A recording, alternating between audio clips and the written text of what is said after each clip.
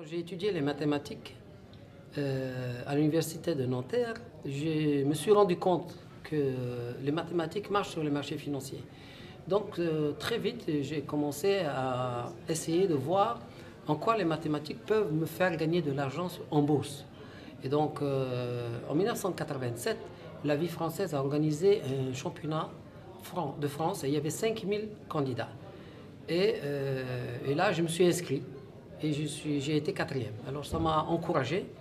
Et puis j'ai fait d'autres compétitions et là j'ai vu que j'étais à l'aise dans ce genre de choses. Et quand j'ai voulu chercher où apprendre à devenir trader, en fait, il n'y a pas tellement d'écoles. On ne peut pas aller dans une université où on va apprendre réellement le trading. C'est assez long et fastidieux. Et à cette époque, personne ne croit en l'analyse technique. Les gens pensent au fondamental, il faut étudier l'analyse financière, économique, politique, etc. Alors que l'analyse fondamentale et l'analyse technique est vraiment importante. Donc, j'ai appris tout seul. Et c'est un message que je veux transmettre aux jeunes Africains. Vous êtes en Afrique, vous avez Internet, et aujourd'hui sur Internet, toutes les informations existent pour apprendre à gagner de l'argent sur les marchés financiers. Et donc, je veux dire que 80% de mon savoir-faire, c'est un savoir-faire autodidacte. Le déclic, c'est quand j'ai réalisé, un jour, j'ai réalisé que le nombre d'or 1,618 est inscrit dans le cerveau humain. Et que toutes les personnes qui existent sur cette planète ont 1,618 dans leur cerveau. Donc, et ça se voit sur les marchés boursiers, ça se voit sur les actions, ça se voit sur le café, le cacao, le sucre. À des niveaux du nombre d'or, il y a des retracements, il y a des retournements de marché. C'est incroyable. Les gens ne le savent pas parce que c'est inconscient. Mais nous avons tous rendez-vous au même endroit à un chiffre qui est 1,618. Voilà. Et quand j'ai réalisé ça, ça a fait un déclic chez moi. Je me suis dit, avec ça, on peut gagner de l'argent. Bon, comment? Et je me suis penché sur le sujet. J'ai développé cet indicateur qui calcule le centre de gravité d'un mouvement boursier. Et ensuite, à partir de centre de gravité, j'ai tracé le nombre d'or. Une fois, deux fois, trois fois. Et on se rend compte, comme je l'ai montré, on se rend compte que c'est incroyable comme le marché respecte le nombre d'or d'une manière surprenante. Mais c'est un fait qu'on ne peut plus nier. C'est une très bonne question et je vais répondre avec deux directions. La première direction, c'est qu'il faut absolument que l'Afrique se réunisse pour avoir une devise africaine. Ça, on ne peut pas rester attaché, le CFA ne peut pas rester attaché à l'euro et ensuite on est dépendant entièrement des bons vouloirs des Européens. L'Afrique aujourd'hui est un continent plein. Il contient l'avenir pratiquement du monde puisqu'il y a toutes les matières premières nécessaires, il y a la main-d'œuvre nécessaire, il y a le savoir-faire. Mais aujourd'hui, dès qu'un Africain a un savoir-faire, il va aux États-Unis, il va en Suisse, à Londres, etc. Donc, pour lancer le marché financier en Afrique, il faut d'abord, avant tout, créer un lien commun à toute l'Afrique. Et ce lien commun, c'est la devise. Il faut qu'il y ait une devise africaine. Et cette devise africaine, on peut faire un congrès, on peut se rassembler pour décider comment faire cette devise africaine pour qu'elle dépende de l'Afrique et non pas qu'elle dépende des autres. Parce qu'un jour, ils vont dire, bon, on va dévaluer le CFA, et bien, ils vont le dévaluer, personne ne pourra rien contre ça. Donc, alors que si on a notre propre devise, et si on exploite notre or qui est dans nos sous-sols au lieu de le laisser à des multinationales, si on a un stock d'or suffisamment important, notre devise va devenir crédible au niveau planétaire. Elle va être recherchée. Donc, la première chose à faire, c'est de revoir notre politique de réserve de stock d'or. Parce qu'en Afrique noire, que ce soit les pays dont vous avez parlé, des trois parties, tous ces pays-là, il n'y a pas pas suffisamment d'or dans les réserves de change. Et c'est quelque chose que je souhaite relever parce qu'il faut faire une étude de faisabilité pour dire, tiens, l'Afrique, notre Afrique, de combien d'or on a besoin pour être crédible au niveau planétaire. Et je vais vous dire, au niveau national, au niveau planétaire, la moyenne de détention d'or est de 9%.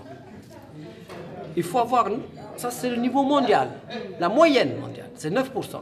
Mais l'Afrique, elle a moins de 1%. L'idée, c'est quoi? C'est de dire à l'Afrique, bon, vous avez des richesses, il n'y a pas que l'or, et il y a tout le sous-sol, y compris le pétrole. Mais pour exploiter les richesses africaines, il faut créer un fonds. Ce fonds va financer l'Afrique pour développer et extraire cette richesse, et on rembourse les souscripteurs avec cette richesse. Et au bout de 3 ans, 4 ans, l'Afrique se reste propriétaire de son outil de production. Et ainsi, ça peut aider énormément le développement du pays. Je dis qu'on monte un fonds international qui va financer pour produire les produits du pays sans en concéder un gramme à aucune multinationale. On ferme la porte à ça. Et ça paraît...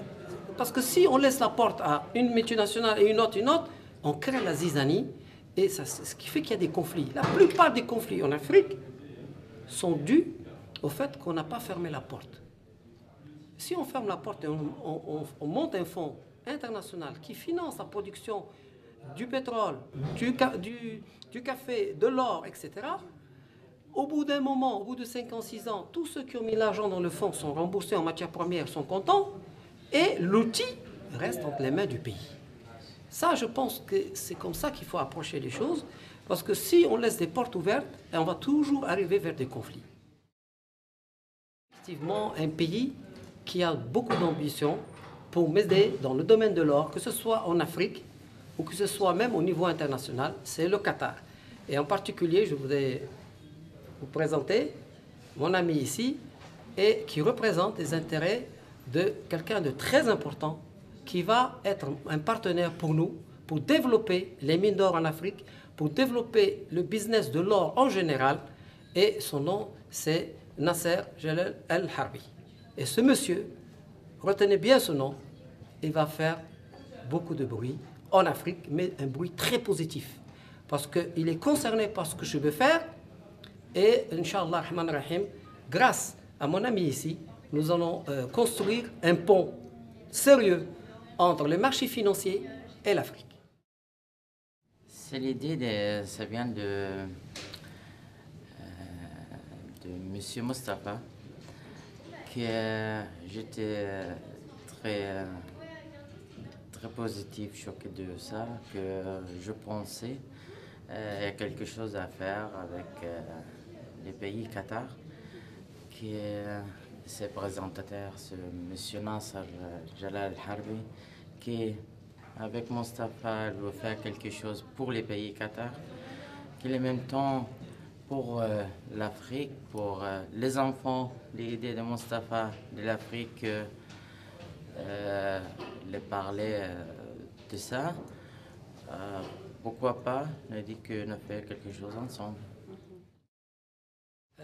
Il y a un savoir-faire sur les marchés, et ce savoir-faire, on souhaite le transmettre aux jeunes africains pour ne plus voir des Sénégalais, des Guinéens, des Maliens plonger dans l'océan pour aller rejoindre le Canari et mourir. Okay. Aujourd'hui, j'ai décidé, je suis prêt à collaborer avec tout pays africain pour lancer une école pour enseigner comment gagner de l'argent à partir de l'Afrique, des villages, et combattre des grandes multinationales comme Merrill Lynch, Goldman Sachs et compagnie. Avec un Internet, je peux leur enseigner comment gagner beaucoup d'argent.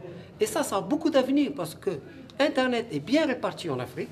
Les Africains sont doués pour ce métier-là, je le dis, parce que c'est la preuve, je suis africain, et je suis prêt à transmettre ce savoir que je ne transmettrai pas en Europe, ni même aux États-Unis. Mais en Afrique, ce sont mes frères, et je vais leur transmettre ce savoir. Je n'ai pas besoin de réellement me payer, je ne fais pas ça pour ça. Je vais gagner déjà bien avec mon partenaire ici de Qatar, avec lequel on va faire des choses de grande dimension. On a de grandes ambitions, mais une chose est sûre, l'Afrique va en tirer profit. Donc, pour résumer, je dirais que j'ai un projet qui me tient à cœur, c'est d'enseigner mon savoir-faire aux jeunes Africains et les décourager d'aller plonger pour aller dans d'autres lieux où ils n'ont pas forcément un bon avenir. L'avenir, il est en Afrique grâce à Internet.